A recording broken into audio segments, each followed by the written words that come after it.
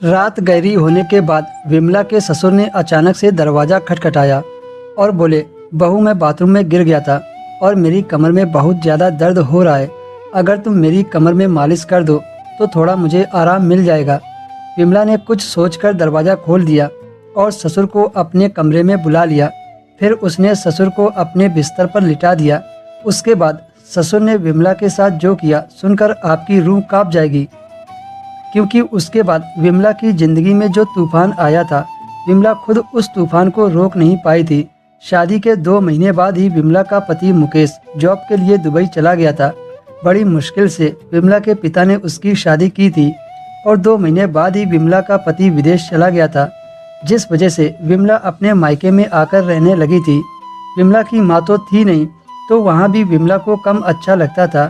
फिर एक दिन अचानक विमला के ससुर उसके घर आए और उन्होंने विमला के पिता से कहा कि वह उसे लेने आए हैं और कहा, आपका जब मन करे तो आप अपनी बेटी को फिर से ले जाना।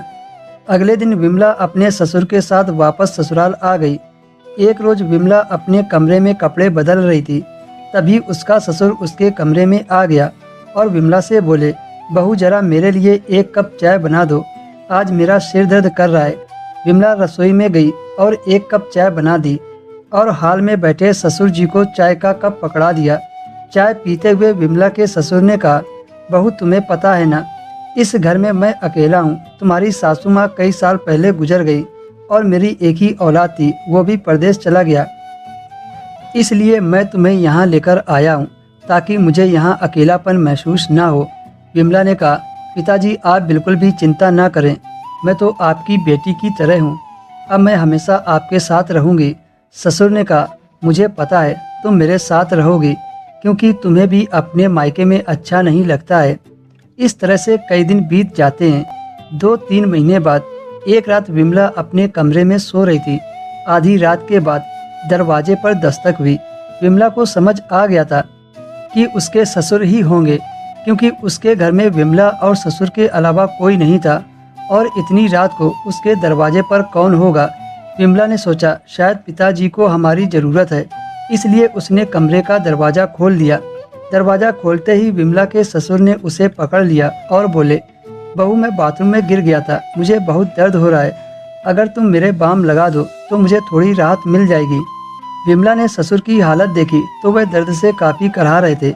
विमला को लगा ससुर की मदद करनी चाहिए। यह सोचकर विमला ने ससुर को अपने बिस्तर पर लिटा दिया और ससुर के कमर पर बाम लगाकर मालिश करने लगी। मालिश करते वक्त विमला ने अपने ससुर पर ध्यान दिया तो देखा वह ललचाई नज़रों से विमला को देख रहा था, जिससे विमला को बहुत डर लग रहा था। वह समझ गई थी कि ससुर उससे क्या चाहते हैं, पर वह अपने ससुर के साथ कुछ नहीं करना चाहती थी, क्योंकि वह उन्हें पिता के समान मानती थी।